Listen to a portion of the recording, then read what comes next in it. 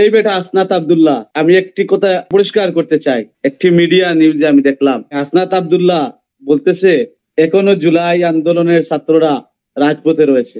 যে হাসনাত আব্দুল্লাহ 5ই আগস্টের আগে 3 বেলা খাবার জোগাড় করতে পারে নাই, বিভিন্ন মেসে গিয়ে গিয়ে 3 বেলা খাবারের জন্য হাত পেতে হয়েছিল। 5ই আগস্টের পর একটি ভিডিওতে সে একটি জুতা কেনার তার কাছে পয়সা নাই, কিন্তু এই জুলাইকে ব্যবহার করে দুর্দর্শী হাসনাত আব্দুল্লাহরা আজকে শত শত কোটি টাকার মালিক। আমি আজকে হাসনাত আব্দুল্লাহকে পরিষ্কার করে বলতে চাই, সে আওয়ামী লীগকে নিয়ে কটূক্তি করছে, সে ছাত্রলীগকে নিয়ে কটূক্তি করছে। আরে ভাই, তুই জানোস ছাত্রলীগ কি জিনিস? আমাদের কথা হচ্ছে আমাদের ছাত্রলীগের প্রত্যেকটি ইউনিটের নেতৃবৃন্দের সাথে সবাই আমরা ঐক্যবদ্ধ। সেপ্টেম্বরে মাঝামাঝি সময়ে আমি ডেডলাইন দিয়ে যাচ্ছি, রাজপথে তোদের সাথে দেখা হবে, তোদের কোনো টাই হবে না এই বাংলার মাটিতে। হাসনাত, সারজিৎ, এই গং যারা রয়েছে, কারো ঠাই হবে না এই বাংলার মাটিতে।